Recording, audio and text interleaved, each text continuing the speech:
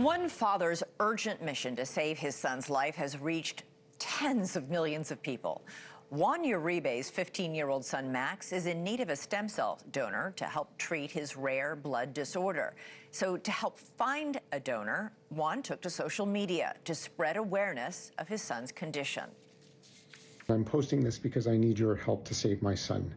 My son has a very rare blood disorder that, if it's not treated with a stem cell transplant in the next couple of months, will develop into MDS or AML, which are forms of blood cancer and are very deadly. That video has spread across social media, getting nearly 40 million views, but the clock is ticking to find a match for Max. Juan's goal of having 1 million people register to test is only 48 hours away, and they still have not been able to find a match among the people who have signed up. That match is particularly hard to find in this case because Max is half Caucasian and half Latino. It's a demographic that is significantly underrepresented in blood stem cell registries. Joining us now is Max's dad, Juan Uribe. It's really great to meet you, Juan. Unfortunately, not under these circumstances. First of all, tell me about the reaction to the video that you put out. It's been astonishing, frankly. Yes, thank you, Elizabeth. Very nice to be on the show. Thank you for the opportunity. It's been remarkable. Went on TikTok for the very first time, and the original video actually broke 40 million views today. Wow. And it's gone global. So everyone all over the world has seen it, or many people all over the world has seen it. And we've been incredibly overwhelmed with the outpouring of support that it has received. The one challenge, though, is that despite the 40 million views, it hasn't translated into quite the number of donors added to the registry that we need. So we're still pushing. How many donors have you gotten so far as a result of your plea?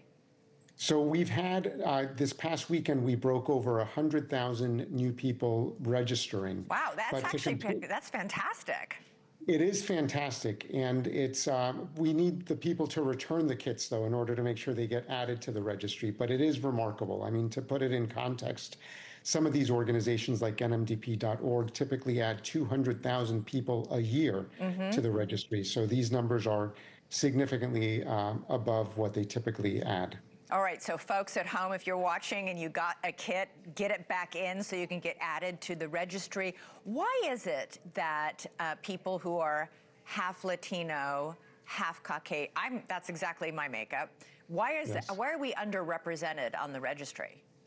Yes, at the end of the day, for these types of stem cell transplants, the key thing is something called an HLA type. And it's based on a number of different genes and alleles within those genes. And so there are just hundreds of millions, if not billions, of potential permutations and combinations.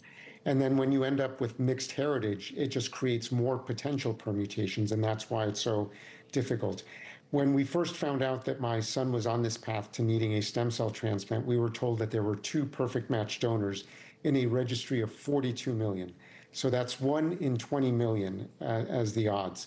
And part of the reason it's so low odds is because people of mixed heritage and Latinos and African Americans are underrepresented in these registries. So part of the mission that we're on is to increase the representation in these registries of minority groups. But so you were told there were 2 perfect matches. Where are they?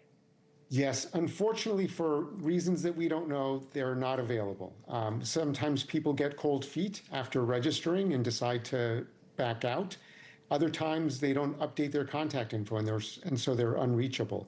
And so we learned in January when we went to activate them that they had fallen through, and that was a bit of a kick in the gut, which is why we began this process in late January. What's going to happen if you can't find a perfect match donor? So unfortunately, my son will absolutely go to transplant in May based on the disease progression. There's zero flexibility for us on that.